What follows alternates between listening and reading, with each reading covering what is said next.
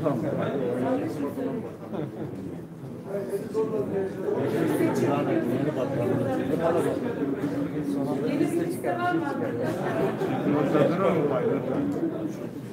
kadar bekledim yeni bir liste çıkarmak. Çıkmadı artık, kabul ettim başkanım.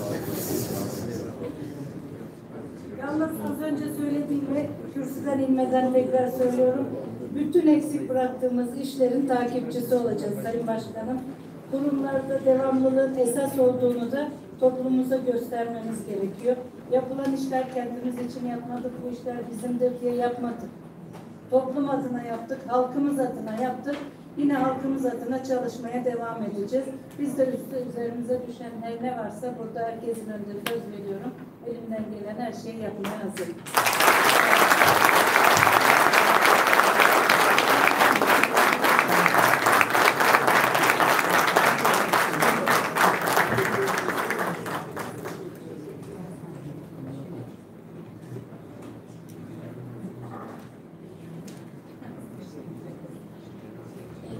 Yeni yönetim adayımız Sayın Ümit İncer'i kürsüye davet ediyorum. Buyurun.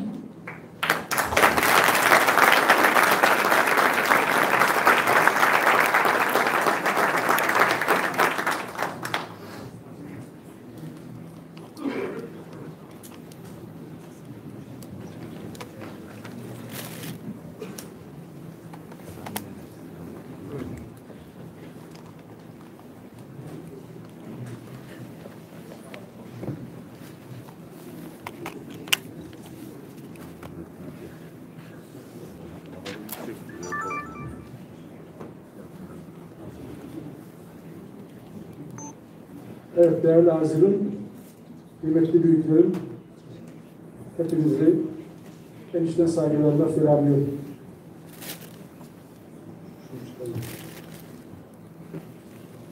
Nobel yapışanları kongresi da mecnuan bagayda adiyetapım iyilik vaham zalcari selam vapeke fızıqda karazafuk في وقت أفغانه شباب وقفشوا يوزي يفرحوا في مكة وقالوا نوبل درس فوزرسا ست مناينخ شابش فجر كفاشة ست خرازة وخجوة يا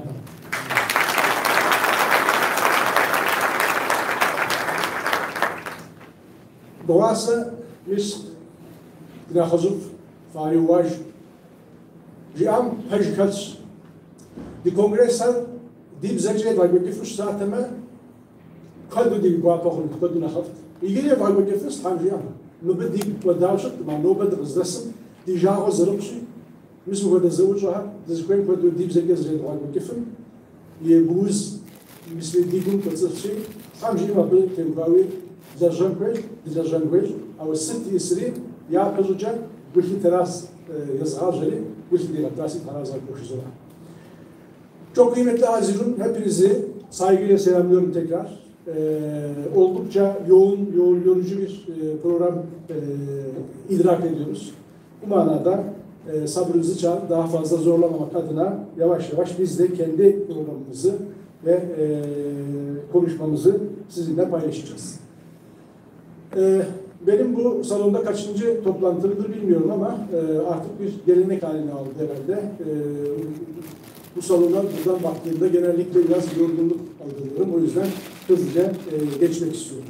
Her şeyden önce tekrar delegasyonlara, bizi yalnız bırakmayan, bu saate kadar burada kalan büyüklerimize, kadınlarımıza, çocuklarımıza, gençlerimize tekraren teşekkürü bir borç biliyorum. Sağ olun, var olun.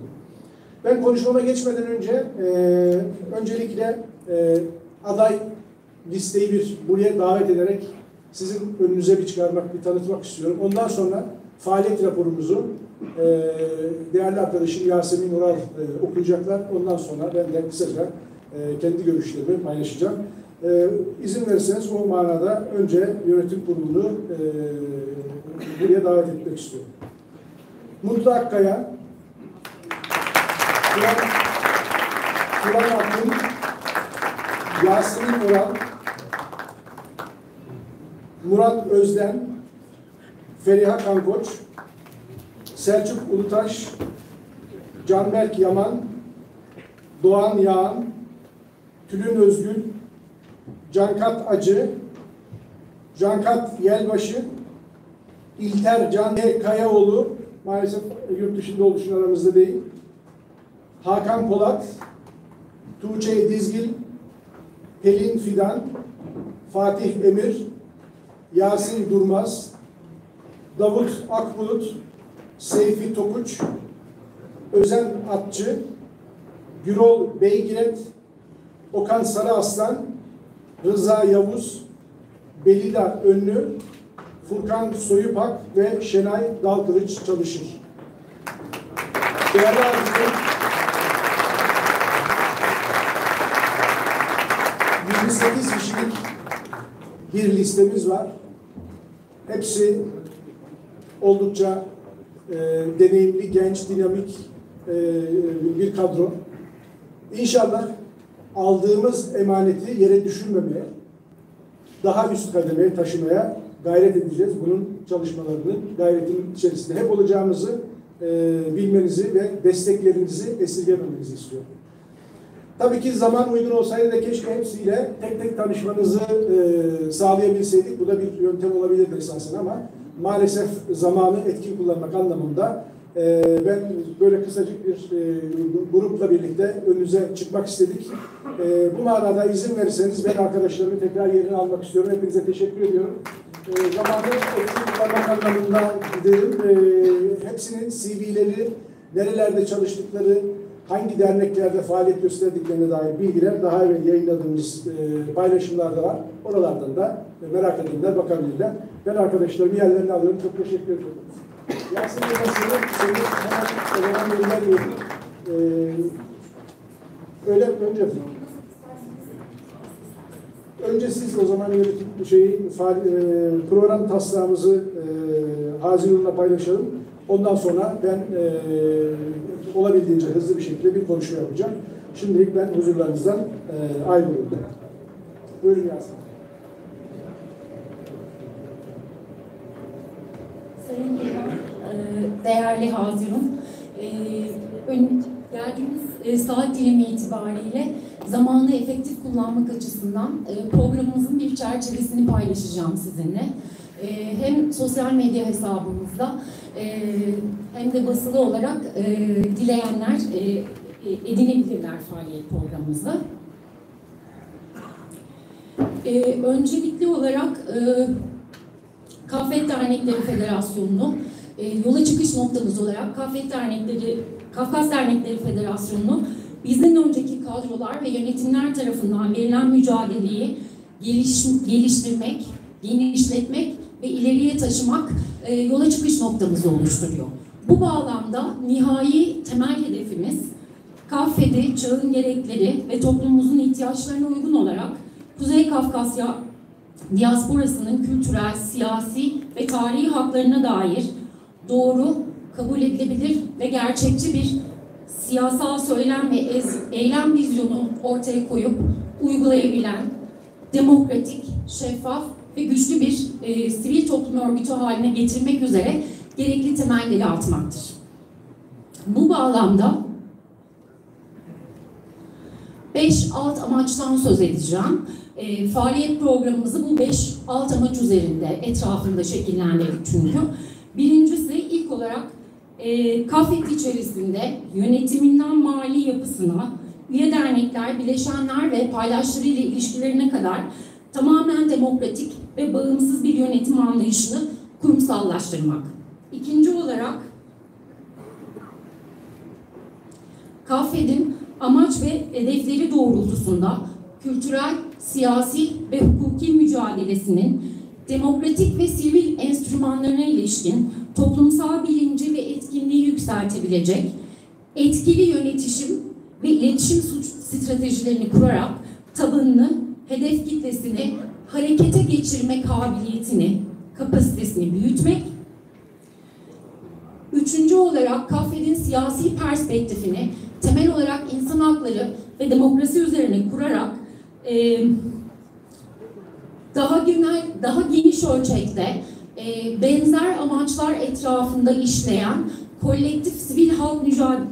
kolektif hak mücadelesi ve sivil alanda ilişkilerini güçlendirmek,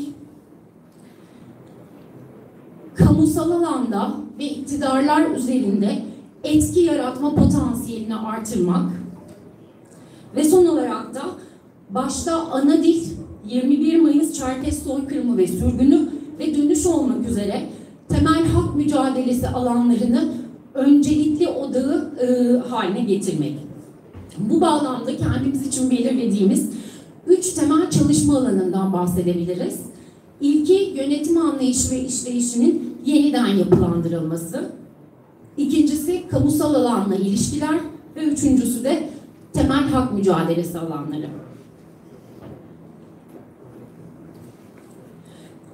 Yönetim anlayışı ve işleyişinin yeniden yapılandırılması başlığı altında 4 tane alt başlığımız bulunmakta ve her biri içinde planladığımız somut, öyle mi? Uzaklaşayım mı biraz? Her biri etrafında da somut projeleri örgütlemeyi ve gerçekleştirmeyi planlıyoruz. İlk olarak taban ve yönetimler arasında bildiğiniz üzere Kaffet 56 derneği bünyesinde barındıran ve kendi içinde belirli bir hiyerarşiyle ilerleyen bir üst yapı örgütü. Bu anlamda işleyen bir dikey mekanizması, dikey yönetim mekanizması bulunmakta. Ancak Kaffet ve taban arasındaki ilişkiyi iletişim ve istişare mekanizmalarını güçlendirmek ve çok daha katılımcı bir yönetişim anlayışıyla yönetebilmeyi istiyoruz. Bu bağlamda da Kaffet ve taban arasındaki ilişkileri karşılıklı güçlendirmek üzere hali hazırda kullanabileceğimiz Başkanlar Kurulu gibi mevcut yapıları çok daha etkili ve verimli işleyecek hale getirmek ve aynı zamanda da üst yönetimden dernekler bazındaki üyelere kadar belirli bir sistematik içinde ilerleyecek bir kurumsal iletişim stratejisi planlamak ve gerçekleştirmek istiyoruz. İkincisi, üye derneklerin kapasitelerini ve faaliyetlerini geliştirmesine, insan ve maddi kaynaklarını büyütmesine katkı verecek şekilde ve aynı zamanda dernekler arası işbirliği ve dayanışma potansiyelini de artıracak şekilde daha koordine edici bir yönetim anlayışını hayata geçirmek istiyoruz. Bu anlamda mevcut yönetimin gerçekleştirmiş olduğu, 2019-2020 yıllarında gerçekleştirmiş olduğu SWOT analizi verileri, istişare toplantıları sonucunda elde edilen bulgular ve bizim de devam ettireceğimiz çalışmalarla birlikte belirlenecek ortak ve öncelikli ihtiyaçlara göre zaman ve kaynaklara uyumlu gerçekçi projeleri hayata geçirmek istiyoruz. Üye derneklerin güçlü oldukları ve zayıf oldukları yönler çerçevesinde elde ettikleri kazanımları, bilgi ve tecrübe anlamında elde ettikleri kazanımları birbirleriyle paylaşabilecekleri iyi örnekler toplantılarını düzenli hale getirmek istiyoruz. Üçüncü olarak Kaffet ve toplum arasındaki ilişki, iletişim ve bilgi alışverişini güçlendirmek üzere de ilk olarak derneklerin üye profillerinin ve gerçekleştirdikleri faaliyetlerdeki katılımcı profillerinin bilimsel dayanaklarına da uyarak analiz edilmesi ve değerlendirilmesini istiyoruz. Çünkü dün ve bugün yapılan konuşmalarda da dikkate getirildi. Sayımızı milyonlarla ifade etsek de ne yazık ki üye profilimiz bu sayılara asla yaklaşmamakta.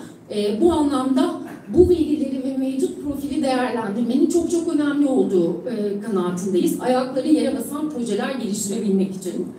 Ve toplumsal katılımın, buradan hareketle toplumsal katılımın artırılması ve güçlendirilmesine yönelik öncelikli çalışma alanlarını belirlemek istiyoruz. Ve burada da özellikle gençlik ve kadın katılımını artıracak çalışmalara da öncelik vereceğimizi ifade etmek istiyorum.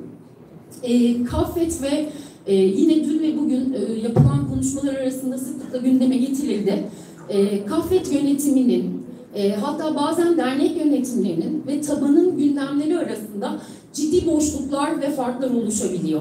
Ve dikkat çekici bir biçimde aslında bu makasın giderek açılmakta olduğunu görüyoruz. Bu anlamda başta Anavatan olmak üzere tüm dünyada Kuzey Kafkasya diasporasını, Türk diasporasını ilgilendirebilecek her konuda doğru, gerçekçi ve şeffaf bir bilgi kaynağı olarak Kafet bünyesinde bir haber ajansının kurulması için çalışmalara ivedilikle başlayacağız. Ve Kafet bünyesindeki NART Akademi'nin eğitim ve seminer faaliyetlerini çok daha tabana yayılacak biçimde çeşitlendirilmesi ve yaygınlaştırılması diğer öncelik alanımız. Dördüncü olarak da tüzük ve mali yapı 2 gündür sıklıkla gündeme geldi. Mevcut yönetim de tüzükle ilgili çalışmalarını belli bir yere kadar getirdiğini paylaştılar bizimle. Bu anlamda gerekli süreç ve mekanizmaları işleterek tüzüğün mutlaka değiştirilmesine göreve gelmemiz itibariyle hemen başlayacağımızı da paylaşmak isterim.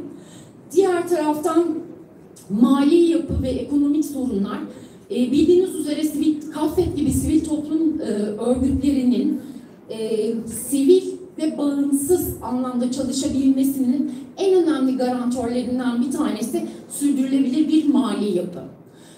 Bu aynı zamanda bu örgütlerin kendilerinin varlığını sürdürebilmesi için de çok çok önemli. Dolayısıyla şunu son derece farkındayız ki federasyonumuzun mali yapısının sürdürülebilir bir ekonomik programının oluşması bir yıl ya da herhangi tekil bir yönetim kurulunun tek başına gerçekleştiremeyeceği kadar meşakkatli bir konu. Bu anlamda tüm paydaşlarımız ve bileşenlerimizle mali yapının bağımsızlaştırılması konusunda ve sürdürülebilir bir hale getirilmesi konusunda ivedilikle çalışmalara ve gerekli çalıştay, toplantı ve bu anlamda profesyonellerden de destek alarak işleteceğimiz bir çalışma programı oluşturacağız. Bu anlamda en azından gerçekçi bir şekilde böyle bir mali yapının oluşturulabilmesi için temelleri atabilmek bizim önceliklerimizden birisi. İkinci çalışma alanı olarak kamusal alanla ilişkiler olarak seçtik. Bildiğiniz üzere çünkü sivil toplum örgütlerinin öncelikli çalışma alanı kamusal alandır. Ve bu bağlamda da anavatanla ilişkiler, uluslararası ilişkiler, Türkiye'deki sivil toplumla ilişkiler ve siyasi ilişkiler olmak üzere 4 başlıkta kamusal alanla ilişkilere yer verdik programımızda. Öncelikli olarak son dönemde sıklıkla konuşulduğu ve aslında toplumun enerjisini ve iç dinamiklerini de oldukça olumsuz bir biçimde etkileyen DÇB konusuyla ilgili ne yazık ki geçen sürede ne Kafet yönetiminden ne de DÇB'den somut belgelerle açıklanabilir net bir yanıt alınamadı. Önceliklerimizden bir tanesi Kafet'in DÇB içerisindeki statüsünü araştırılıp netliğe kavuşturulması. Bu anlamda Kafet'in kendi arşivi, yazışmaları ve aynı şekilde DÇB yönetimiyle de yazışmaların hızlıca başlatılacağı ve ortaya çıkan tabloya göre de gereği her neyse onun yapılacağını paylaşmak istiyorum. Diğer taraftan anavatanla ilişkilerin tek bir kurum üzerinden yürütülmesinin yarattığı handikaplar ve sorunlar hepimizin malumu. Bu bağlamda anavatanla ilişkilerin çok boyutlu ve dinamik bir ilişki biçimine çevrilmesi önceliğimiz olacak. Anavatanda faaliyet gösteren demokratik ve evrensel hukuki prensipleri ilke edinen tüm sivil toplum örgütleriyle, kamu kurum ve kuruluşlarıyla ve aynı zamanda devlet ricaliyle doğrudan temaslar kurmak ve geliştirmek üzere çalışmalarımızı biçimlendireceğiz.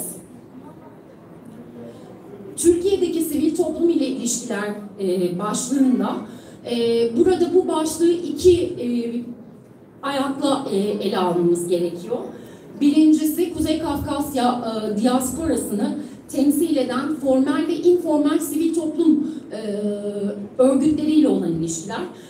Burada yeri gelmişken küçücük bir not olarak da her bir örgüt kendi üye dernekleri ve üyelerini temsil eder.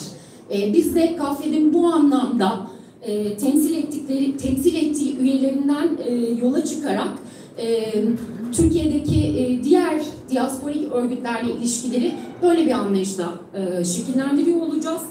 Diğer ayağını ise Türkiye'de faaliyet gösteren temel insan hakları, demokrasi mücadelesi ve dezavantajlı grupların haklarını savunan diğer sivil toplum örgütleriyle de ilişki kurmak ve ortaklaştığımız noktalarda dayanışma ağları geliştirmekte diğer önceliğimiz olacak.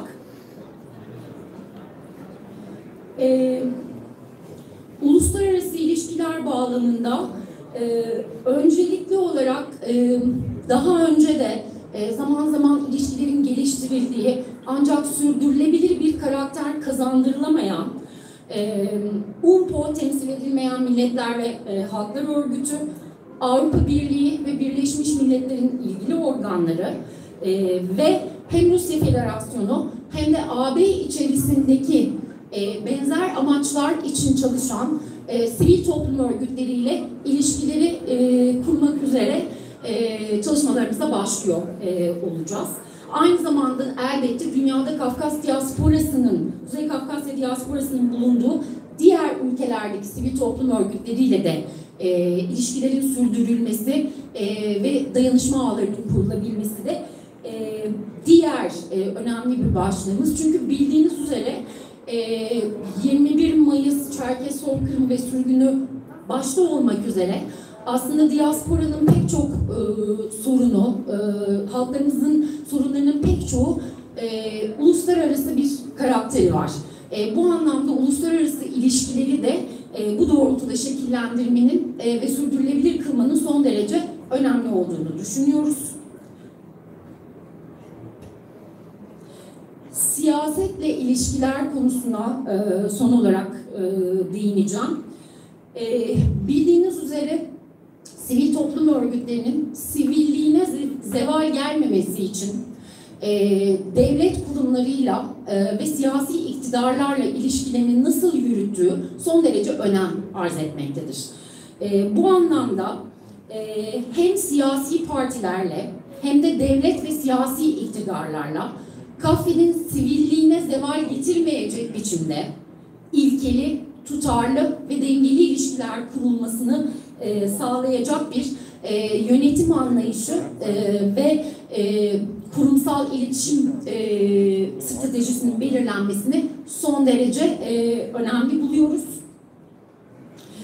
Bu noktada şu kamusal alanla ilişkiler başlığında, alt başlığında belirttiğim 4 alanda da yapılacak çalışmalar noktasında toplumla yapılan her türlü çalışmayı toplumla büyük bir şeffaflıkla paylaşacak şekilde de kurumsal iletişim stratejisinin sadece Kafed yönetimi ve üye derneklerle sınırlı olması değil, aynı zamanda tabanı ve toplumuyla da açıklıkla ve şeffaflıkla paylaşılacağı, sosyal medyanın öncelikli olarak bu bağlamda çalışmalara ve daha ciddi bir içerik kazandırılması için de bu anlamda bir çalışma prensibiyle ilerleyeceğimizi de paylaşmak isterim.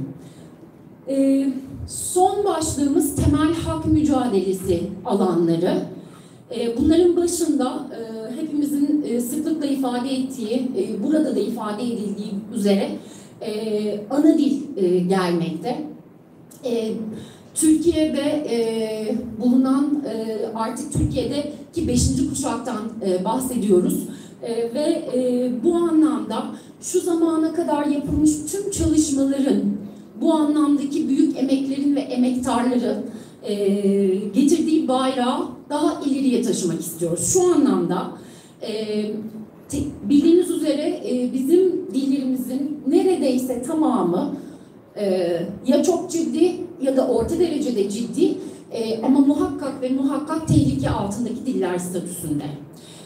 Dünyada bu anlamda hem sivil toplum örgütlerinin hem de kamusal alanda yapılan çalışmalara baktığımızda tekil, küçük ölçekli yapılan çalışmaların tehlike altındaki dillerin kurtarılması ya da yeniden canlandırılması bağlamında yeterli olmadığı görülmektedir.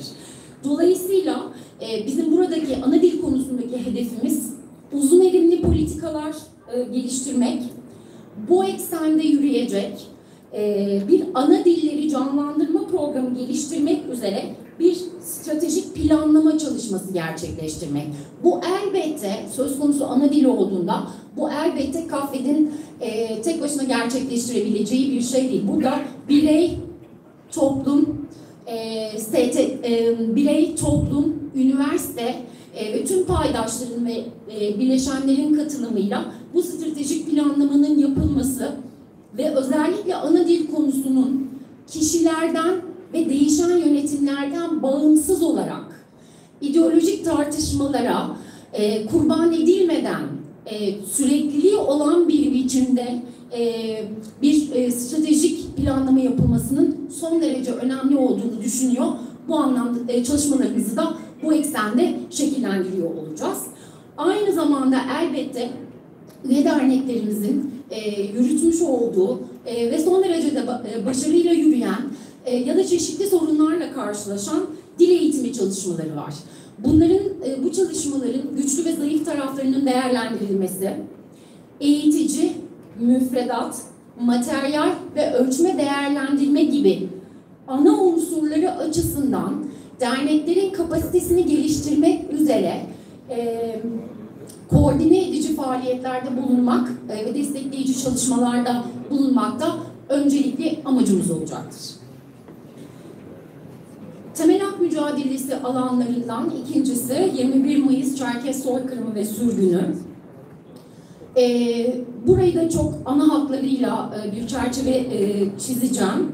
Öncelikli olarak 21 Mayıs Çerkez soykırımı ve sürgününü bir insanlık suçu olarak kabul ederek bu insanlık suçunun failini ve mirasçısını görmezden gelmeden değişken reel politik koşullardan bağımsız bir biçimde tüm sivil ve demokratik enstrümanları kullanarak haklı taleplerimizin açıkça ifade edildiği ve mağdurlarına bizlere tarihsel haklarının iade edilmesi çağrılarının yapıldığı, Kuzey Kafkasya halklarının ve diasporasının kimliksel talep ve beklentilerinin kamusal alanda görünür kılınacağı etkinlikler ve programlar planlanması bu bağlamda önceliğimiz olacaktır.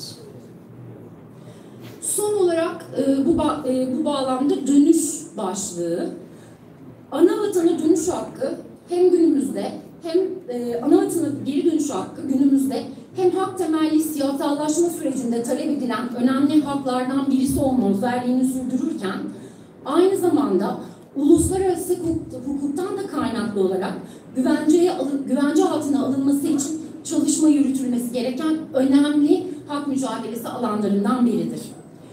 Ne var ki dönüş konusunda ve ana vatana geri dönüş başlığının başında 1970'lerde ve 80'lerde yapılan çalışmaların üzerine günümüz koşullarıyla uyumlu hem geri dönüş hakkının kendi tarihselliği içinde hem de günümüzdeki güncel gerçekliği içinde ele alabilecek yeni siyasal ve entelektüel ve aynı zamanda politik çalışmalar ne yazık ki oldukça yetersiz durumda. Bu anlamda ana vatana dönüş hakkının hem tarihselliği hem de güncel gerçekliği içinde ele alınabileceği, farklı görüş ve yaklaşımların rasyonel ve eşitler arası bir zeminde tartışılabileceği, hem entelektüel, hem akademik, hem de sahada gerçekleştirilebilecek çalışmaların toplumla beraber, sadece toplum için değil, toplumla beraber ve toplumla buluşturulabileceği alanlar açılması da diğer öncelik alanımızdır. Çok yorucu bir gün oldu. Dolayısıyla olabildiğince hızlı ve ana hatlarıyla sunmaya çalıştım programı. Çok teşekkür ediyorum. Ve ben sözü Sayın Başkanımız Ümit Dinçer'e bırakıyorum. Çok teşekkür ederim.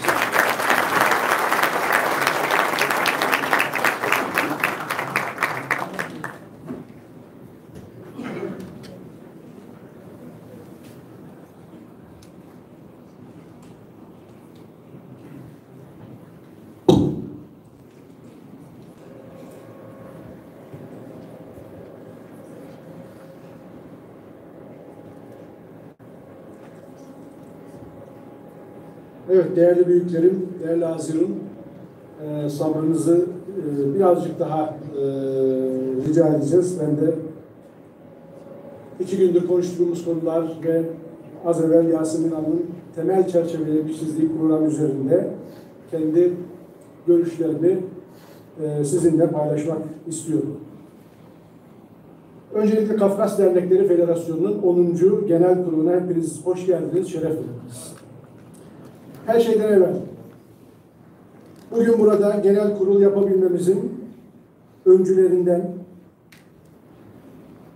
eski başkanımız, Anavatana dönüşünden kısa süre evvel kaybettiğimiz çok değerli büyüğümüz Hakkı Aslanarı'nın hatırası önünde saygıyla eğiliyorum. Allah mekanını cennet etsin. En büyük tesellimiz ebedi istirahat için Şık'ın kucağına erişebilmiş olmasınız. Değerli Hazirun, bugün genel kurul ve yönetim kurulu organlarını seçeceğimiz KAFFET aslında 1500'lü yıllarda başlayan ve nihayet 1864, 21 Mayıs'ında kaybedilen bir savaşın, soykırımın ve ardından sürgünün yeryüzüne savurduğu bir halkın ben halen varım deme biçimidir. KAFFET, orantısız güç mücadelelerinin elinden kurtulup yurdunda kalabilenlerin bugünlere ulaştırabildiği, umut ve bel bağladığımız ana vatanımıza yüzünü dönebilenlerin örgütüdür. KAFFET, Büyük Çerkez sürgünün neticesinde savrulduğu ülkelerde gözünü budaktan esirgemeyenlerin, Libya'da, Galicia'da, Medine'de, Kafkas cephesinde, Kutül Amare'de, Nazilli'de, Kocatepe'de, İzmir'de savaşarak Anadolu'yu yeniden yurt yapanların, fabrikalarda, tarlalarda, madende, okulda, hastanede alın teri dökerek, vergi vererek yurttaşlık ödevlerini eksiksiz yerine getirenlerin ve bu ülke benim de ülkemdir diyebilenlerin örgütüdür. KAFFET, Balıkesir'den Muş'a, Sinop'tan Hatay'a, Halep'e, Amman'a, Bağdat'a bir plan dahilinde yerleştirilen, Balkanlardan Arap coğrafyasına, Manyas'tan Muş'a, Bitlis'e 2. kez sürülenlerin, birbirinden koparılanların ama birbirinden kopmayanların örgütüdür.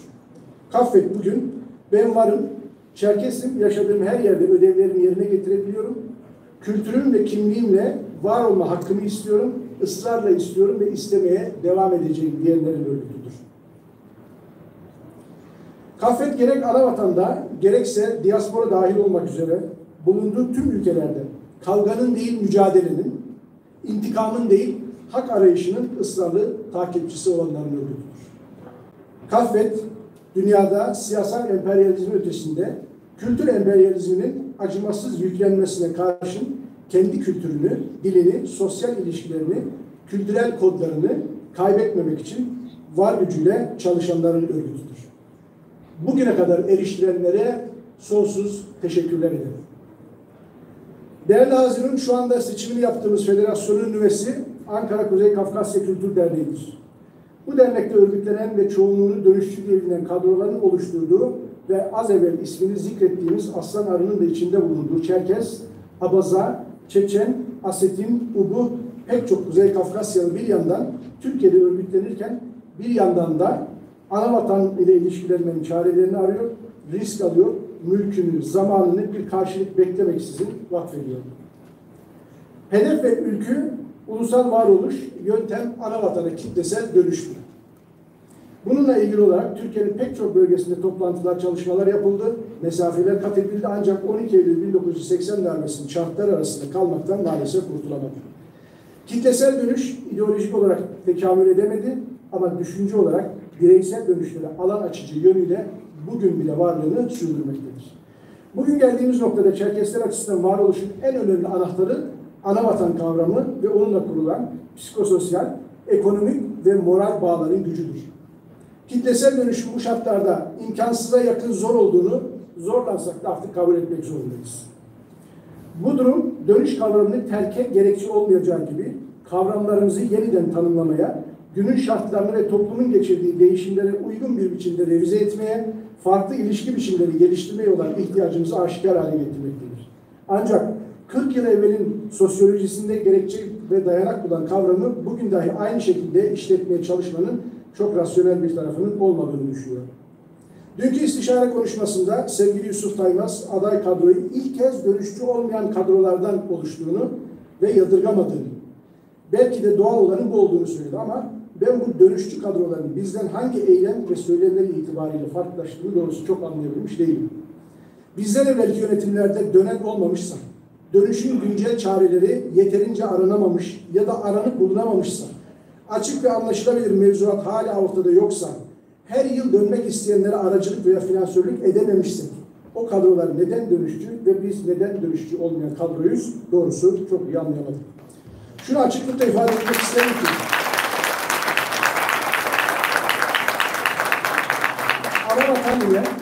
ana vatan ile diaspora arasında herhangi bir ilişki tesis etmeyi, ana vatanı reel şekilde tanıtmayı, fırsatları ve handikapları anlatmayı, eğer yapabilirsek bir dönüş fonu oluşturarak dönmek isteyenlere can suyu verebilmeyi biz dönüşçülük olarak addediyoruz ve hepimiz aynı istikamete bakıyoruz. Yeri gelmişken ana vatan ile ilişkiler konusunda birkaç kelam etmek isterim.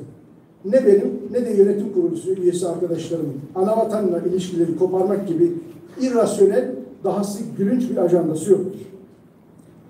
Ana vatanla gerek devlet ve gerekse sivil toplum nezdinde kurulacak her türlü ilişkinin ilkeler ve toplumsal faydacılık zemininde olması gerektiğine inanıyoruz. Halkımızın ana vatanı ile kolay ilişkilenmesi için yapılmış her türlü girişimi devam ettirmek, yeni alanları zorlamak, hak talep etmeye yönelik ilişkiler için hiçbir çekincemiz yoktur. Biz ana vatanımıza şöyle bakıyoruz. 1864 ile sürgün edilmiş bir halkın çocuklarıyız.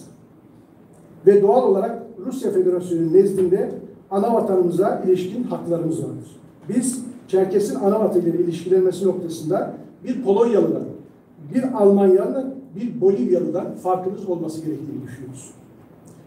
Öte yandan toplumda ve kurum içinde kemikleşmiş bir soruna dönüşen DÇB ile ilişkilerde muallakta olan konuları ön yargılardan uzak bir şekilde açıklığa kavuşturacak, kamuoyuyla paylaşacak ve kurumsal olarak atılması gereken adımları da tüzüğümüzün tanımladığı çerçevelerde atacağız. Değerli Haziran, Çerkesler modern tarihin yazdığı ilk ve en büyük, en trajik soykırımı yaşadılar. 19. yüzyılın ikinci yarısında 1,5 milyon insan yerinden yurdundan edildi. 1850 yılında dünya nüfusunun yaklaşık olarak 1 milyar olduğu göz önünde bulundurulursa bunun nedenli büyük bir sürgün ve felaket olduğunu görebiliriz. Ancak biz bu acıyı özenle ve ısrarla içimizde saklıyoruz. Çerkes sürgün ve soykırımına dair üçüncü tarafların ne bir bilgisi ne de ilgisi var. Çerkes sürgün ve soykırımının ilgili tarafları dönemin emperyal devletlerinin hepsi konuya ilişkin ya etkin ya da doğrudan dahil söz konusu iken halen biz bunu sadece içimizde yaşamaya devam ediyoruz. Çerkes sürgün ve soykırımı bir insanlık sorunu ve suçu olarak ele alınmalı. Zira halen etki ve süreci devam etmekte olan bir konudur. Bu olguyu kendimize sakladığımız acımız olmaktan çıkarmak ise bizim görevimiz olmalıdır. Yaşadığımız trajedi benzer büyük acılar yaşayan halkların acısından hafif değil. Ancak Çerkes soykırımı ve sürgünün filmleri çekilmediği, oyunları, dünya ölçeğinde romanları kaleme alınmadığı ve ağıtlarını sadece kendi dilimizde söylediğimiz için insanlık ayıbının bütün ağırlığını yine bizler göstermek zorundayız.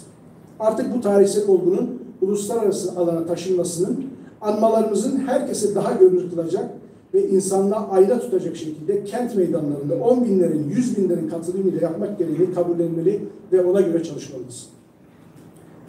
Değerli Hazirun, şu anda Çerkes diasporasında farklı ufuklara bakan kurum, kuruluş, grup ve yapıların olduğu bir sır değildir.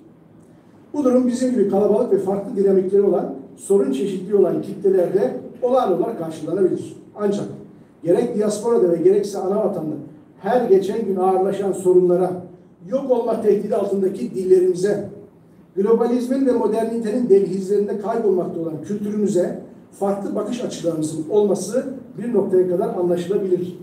Ancak kabul edilmesi zor olan durum bu kadar ağır ve çok soruna karşın sorunlarla ortak akılla eğilmek yerine duygularımızla, kişisel hırslarla, ideolojik saplantılar ve hatta geçmişteki bireysel meselelere kurban edilmesidir. Önümüzdeki dönem herkesle rasyonel bir zeminde ilişki kurmanın bu manada gayreti içerisinde olacağız.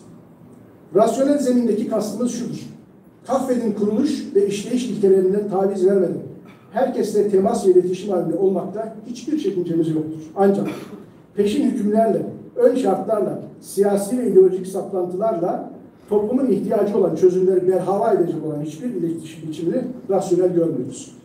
Asgari müşterekleri yakalayabiliyorsak buna dayalı projeler bazında ilişki kurmakta çekingen davranmayacağımız ama sadece kendi istikametinin doğru olduğu konusunda sarsılmaz inancı olanlarla da bir iş üretilebileceğinin bilinmesini isteriz.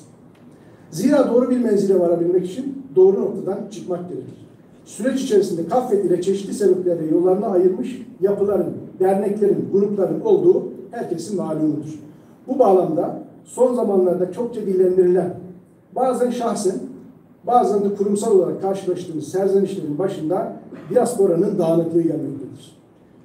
Büyük bir kitle mevcut dağınıklığı bizi zayıf gösterdiği, dahası zayıflattığı, hatta ayağımıza pranga olduğu ve bir konfederal yapı ile bir araya gelmenin sorunlarımıza çözüm olacağı görünüyor. Bu iddiaların bazılarına katılmamak mümkün değil. Diasporada bir dağınık söz konusudur ve burada kurumsal olarak bizim de bir miktar payımız olabilir. Ama mevcut bir yapıyı terk edip tekrar birleşmeyi hedeflemek öncelikle neden ayrıştığımız sorusunun samimi yanıtını gerektirir. Dahası her türlü ayrışmanın Kaffed'in uzlaşmaz tutumu nedeniyle olduğunu dillendirmek yeterli ve hakkaniyetli görünmemektedir. Siyasi, ideolojik, sosyolojik, ekonomik ve bireysel sahiplerle ayrışmış isek bu gerekçelerin ortadan kalkıp kalkmadığının irdelenmesi zaruridir. Bu durumda statü ve bakış açısı hala korunuyor ise konfederal yapıda bir araya gelsek bile aynı şart altında aynı sorunları kucağımızda bulacağımız açıktır. Bütün bu belirsizlik ve dezavantajlara rağmen ilişkilenmekten, tartışmaktan ve iyi niyetle müzakere etmekten asla geri durmayacağımızı ifade etmek istedim. Genel kurulun güzide gelelim. Son yıllarda gerek federasyonumuz içinde gerekse Çerkes diasporasında hatta yurt ölçeğinde farklı noktalarda aynı meselelere bakıştaki farklılıkların belirlediği tartışma ve ayrışmalar mevcuttur maalesef. Namık Kemal müsaademe efkardan hakikati barika doğandır. Fikirlerin çarpışmasından hakikatin güneşi doğar. Yapıcı ve çağdaş yöntemlerle kültürel kodlarımızdan sapmaksızın yapılacak tartışma ve muhalefetin hem kabul edilebilir hem de gerekli olduğundan, hatta yapıcı muhalefetin zorunlu olduğuna inanıyorum. İçerikten daha önemli olan onu belirleyen şey usul ve üsluptur. En haklı olduğumuz zamanda dahi usul ve üslubu elden bırakmak, meselenin ilerlemesinin önüne aşılması zor engeller çıkaracaktır. Usul ve üslubun bertaraf edildiği her ilişki topluma da bireylere de zarar vermekte, sürdürülmesi imkansız bir iletişim biçimine zemin hazırlamaktadır. Önümüzdeki süreçte biz iletişimde her türlü paydaşla bir üslup dairesinde düşüncelerimizi örtmeden açıkça konuşmaya, sıkılı yumrukların gevşetilmesine azami çaba sarf edeceğimize dair samimi niyetimizi sizlerle paylaşmak istiyorum. Winston Churchill şöyle der: konuşmak savaşmaktan iyidir. Buradan hareketle size bu toplumun sorun çözme pratiğine, akılcılığına ilişkin bir anekdotla biraz da havayı dağıtmak istiyorum. 1980'li yılların başında bir düğün kafilesi Uzunyayla'nın bir köyüne düğün almaya gider. Vardıkları köyde misafirlik, düğün, dernek, şakalar derken kafile dönüş yolunu geçmekte bir parça gecikir. Ama kafilenin tamadesinin de hadi artık demesiyle yola revan olurlar. Uzunyayla'da o zamanlar düğün kafilelerinin geçtiği köylerde yolları gençler tarafından kesilir. Hem usulünce kafile selamlanır hem de gençlere kısa bir düğün yapılır. Bu kafilede de öyle olur. Yolları bir köyden geçerken gençler tarafından usulüne uygun bir şekilde kesilir. Tamade Podzer, yani Tamade'nin yardımcısı, gençlerin selamını alır ve yolların uzun olduğunu, doğru olanın düğün yapmak olduğunu, lakin zamanın çok daraldığını, bu sebeple düğün yapamayacaklarını, geçmelerine izin vermelerini rica eder. Ancak gençlerin kanı hızlıdır, kararlı ve isteklidir.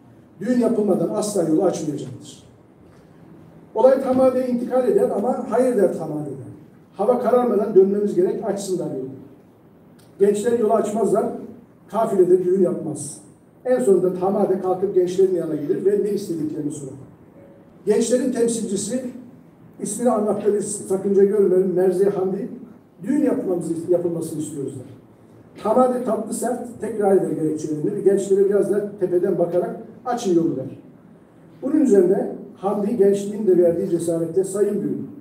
Ya düğün yapacağız ya da arbede çıkacak.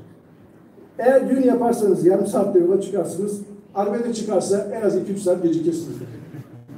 Tamade duruma bakar ve bu gencin bakışında bir akıl, bir güçlüse var. Bir doğru düşünce var. Doğru olan yarım saat düğün yapmak der. Herkes neşe içinde düğün yapar ve yarım saat sonra yola tekrar revan olur.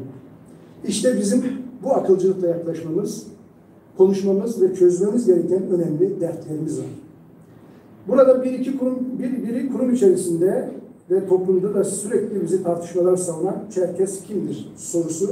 Diğeri de Kaffet sadece Çerkes Adiye örgütü olsun ve sadece Çerkes halkının sorunlarıyla ilgilensin konulardır. Bu iki netameli konuda kısaca görüşlerimi ifade etmek istiyorum. Şunu en başta ifade etmek gerekir ki her iki konuda bireyleri, dernek başkanlarını veya federasyon yönetimlerinin karar veremeyeceği kadar çok yönlü, çok faktörlü konulardır. Ne biz ne de bir başka grup tek başına bu kavramları tanımlayamaz, sınırlarını çizemez, topluma dayatamaz, dahası ayrıştırma unsuruna dönüştüremez. Bu konular tıpkı dönüş, anavatan, Çerkes siyaseti gibi konularda yapılması planlanan çalıştaylar ve çalışmalar gibi konunun yetkin ve ilgili paydaşlarıyla tartışılmalı, çözümlenmeli, ilgili unsurlarla paylaşılmalı, taban tarafından desteklenmeli ve amacın dışlayıcılık değil, kapsayıcılık zemininde ele alındığını ifade edilmeli, nihayet sorun alanı olarak kalmaktan çıkarılmalıdır. Programımızı yayınladığımızdan beri kimi dostlarımızdan işitmediğimiz azar kalmadı. Programda Çerkes geçmiyor. Kaffeli Çerkes örgütü yapmayı taahhüt etmemişsinizdir. Değerli dostlar, Çerkes ismi dünyada adiyeler için kullanılan bir egzonimdir. Dünya bizi böyle bilir ve tarih de bizi böyle yazar. Biz de bunu aynen böyle kabul ederiz. Zaman zaman tarihte de Çerkes ve Çerkes'le ilişkin sadece yazarını ilgilendiren maddi hatalar ya da farklı ifadeler olsa da ana vatanda Çerkes adiyeler demektir. Bu sorun salonu dolduranların kahir ekseriyeti Çerkes kültürünün içerisine doğmuştur. Çerkes sürgün ve soykırımı kavramını sahipleniriz. Çerkesçe bizim ana dilimizdir ve Çerkesya bugünkü Karaçay Çerkes, Kabardey-Balkar, Adiye Cumhuriyeti, kıyı boyu Şapsı gibi tamamı bizim ana vatanımızdır. Öte yandan ana vatan dinamiklerinden farklı bir diaspora gerçeğimiz ve dinamiğimiz var. Tüm Kuzey Kafkasya'yı ilgilendiren Kafkas-Rus savaşları sonunda Anadolu'ya sürülen halkların tamamı şemsiye bir kavram olarak Çerkes kavramının altında tanımlandı. Bu halklar yıllarca bu kavramın altında birlikte mücadele etti. Aynı kaderi paylaştı, yer yer kaynaştı, aynı köyü, aynı mahalleyi paylaştı. Türkiye'nin en sorunlu zamanlarında bile Çerkes kavramı kapsayıcı bir üst kimlik olarak kabul gördü. Verdiği mücadelede yeterli ya da yetersiz hep bu kavram kullanıldı. Şimdi bu ortak kavramın bileşenlerinden bazılarını bu şemsiyenin altından uzaklaştırmaya çalışmayı verilen mücadelenin tahkimatını zayıflatmak olarak görüyorum. Tüm bunlara rağmen bu kavramın bir sorun alanına dönüştüğünü de görmezden gelemeyiz ve çözüm için yapılması ne gerekiyorsa toplum olarak yapmak zorundayız. Birlikte ve geniş tabanla yapmak zorundayız. Bu gruba bir yönetime ya da bir derneğe havale etmek işin çözümü noktasında yeterli olmayacaktır. Bu bir toplumsal sorunsa toplumsal ortaklaşma ile halledilir. Birkaç kelime de Kaffet salt bir adiye örgütü müdür? İsmi değişmeli midir gibi sorunlara bakmak istiyorum. Kafet bileşenleri ve üyeleri itibariyle Çerkeslerin en büyük ve en yaygın örgütlü kurumudur. Kimse bu fiili durumu bizlerin Çerkesçe demekten korktuğumuz gibi çocukça yaklaşımlarla tavsatmaya çalışmasın. İsminin Çerkes ihtiva etmemesinden yola çıkarak Kafet'in temel ilgi alanı, Çerkes etnisitesinin hak mücadelesi için, Çerkes kültürünün yaşatılması için yapılan bunca emek ve çalışma ortadayken bu federasyonun Çerkes sorunu ile hemhal olmadığını iddia etmek akıldan uzaktır. Bu federasyon üyesi olan kültür derneklerinin oluşturduğu, kökleri tüm Kuzey Kafkasya halklarının 1950'li yıllarda hatta 1908'de başlayan mücadelenin ve konjonktürün yönlendirmesiyle kurulan kültür derneklerinin bir araya gelmesi neticesinde oluşan bir federasyondur. Ve temelde Çerkes ulusal sorunu sebebiyle teşkil edilmiş değildir. Kabul etmek gerekir ki çok zaman ulusal sorun, ulusal varoluş konularında başkaca alternatif olmaması sebebiyle gerek bu meselelere ve gerekse ilgili kadrolara derneklerimiz ve federasyonumuz hep ev sahipliği yapmıştır ve yapmaya devam edecektir. Ancak bu haliyle de sivil toplum örgütü, Kafet de dahil olmak üzere Çerkes ulusal sorunun çözümünün tek anahtarı olarak görmek hem ulusal sorun ve mücadeleyi küçümsemek hem de Kafet'e gereğinden çok misyon atfetmek olur. Lakin bu durum Kafet'in ulusal sorun başlığıyla ilgilenmeyeceği anlamı taşımamalıdır. Eğer şimdiye değil biz Çerkesler arasında bir ulusal mücadele verilmiş ise bu kurumsal isimlendirmeden bağımsız olarak verilmiştir. Kaldı ki isim değişikliği son derece teknik bir konudur. Konunun ve tüzüğün belirlediği bir matematiği vardır ve zaman zaman yansıtıldığı gibi sihirli bir değnek değildir. Bunu böyle iddia eden dostlarımızın hem toplumu hem delegasyonu bu konuda doyurucu argümanlarla ikna etmeleri ve isim değişikliğinin hangi pratikleri ilmine kazandıracağı ortaya konulmalıdır. Küçük bir akıl yürütme yapalım.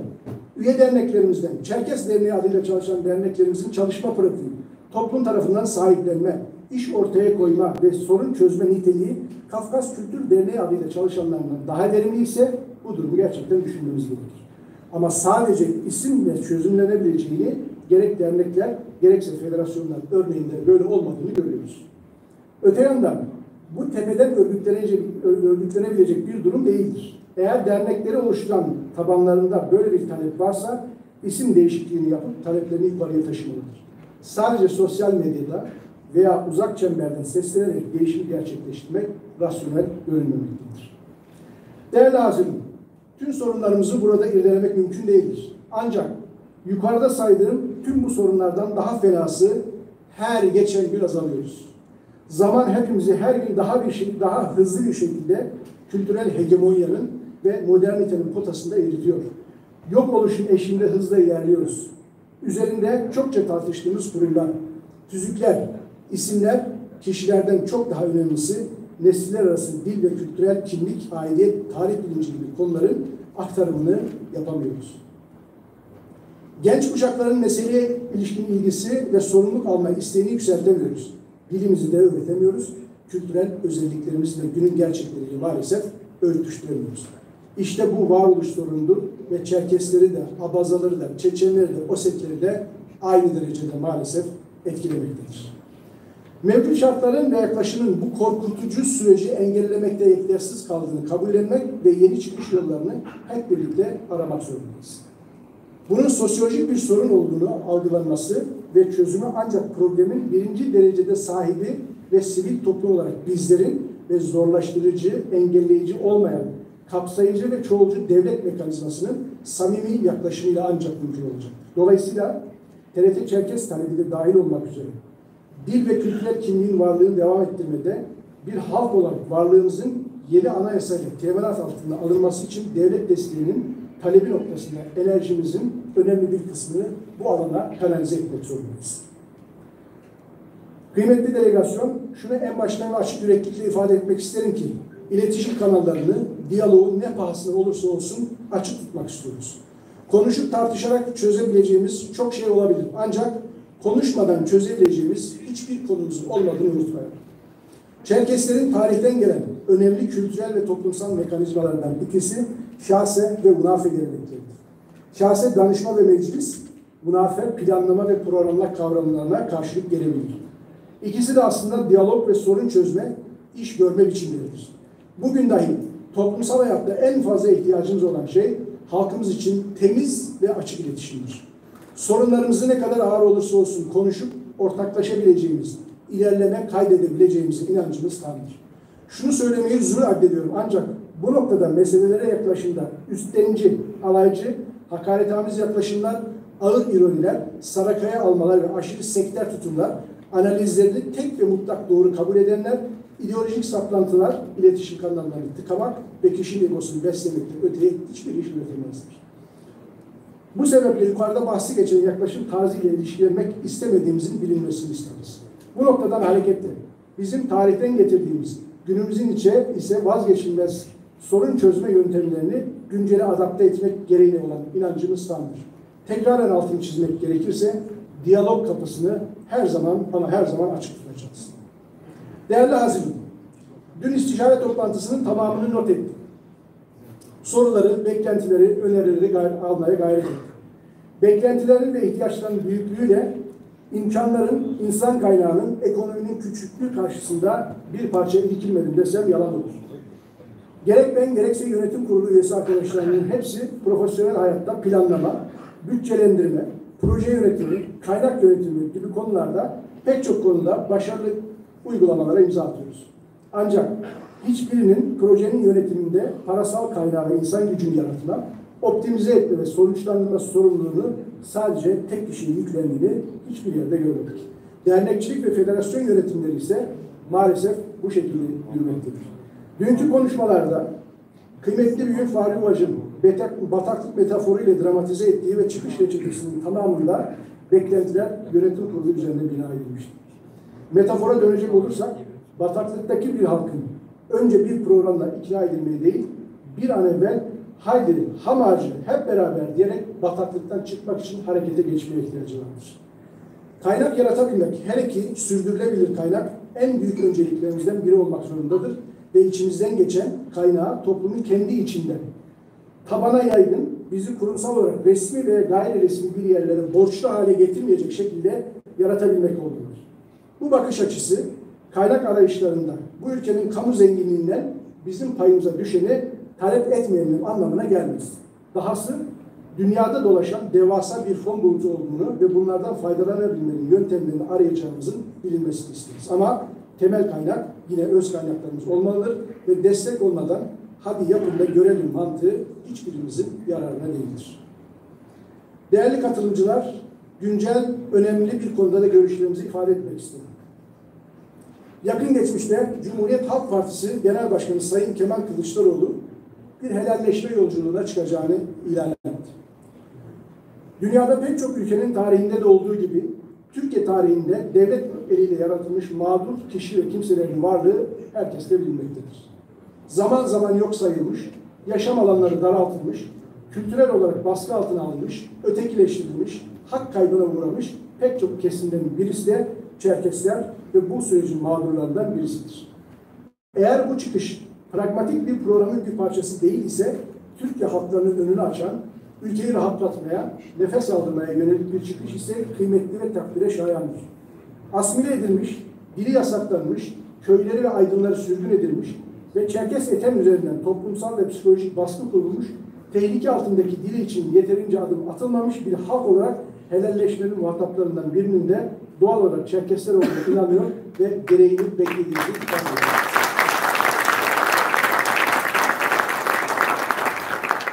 Değerli hazırın hanımefendiler, beyefendiler, sözlerime son verirken kahvede bugünlere getirenlere, emeğini, düşüncesini, mülkünü, zamanını hiçbir hesap gütmeksizin sarf edenlere, halen enerjisi yettiğince emek koyanlara, hülasa bu halk için taş üstüne taş koyan herkese toplum adına yürekten teşekkür ediyorum. Hasreten bugün görevi devredecek olan tüm yönetim kurulu üyelerine ve başta çok zor bir süreçte görev yapan ilk kadın damat olması sebebiyle ayrı bir yere koyduğumuz sevgili Yıldız Şekerci'ye, Yıldız ablama yürekten çok teşekkür ediyorum. Sağ olun.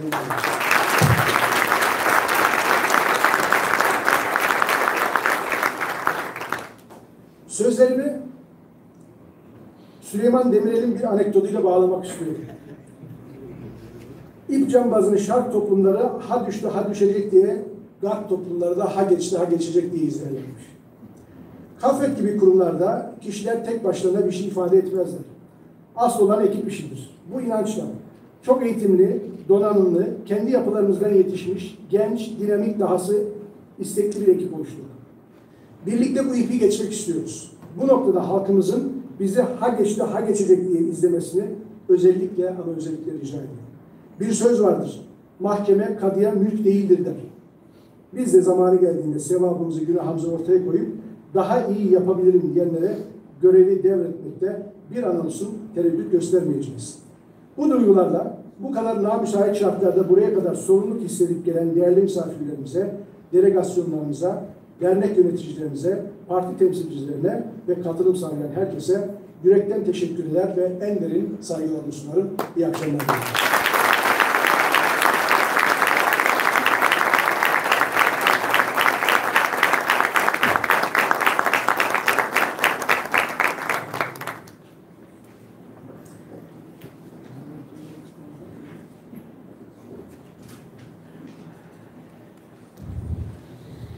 Yeni Yönetim Kurulu Başkan adayımız Ümit İnçer'e ve ekibine açıklamaları için çok teşekkür ediyoruz. Ve kalben başarılar diliyoruz. Görüş